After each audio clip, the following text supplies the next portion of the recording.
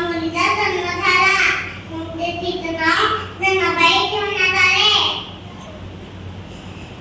जनाबाई खूप क्यूट होत्या. मग जनाबाई आता महादेवाला झालेल्या असतात.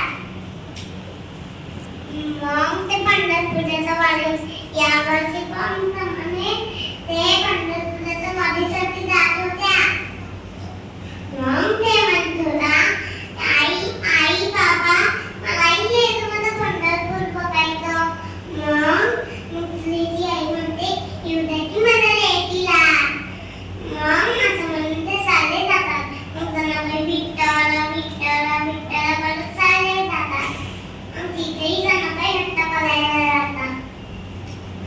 आई बाबा मला विठ्ठलाला सोडून नाही यायचंय, तुम्ही जा. मग तिथे आई बाबा तिला सोडून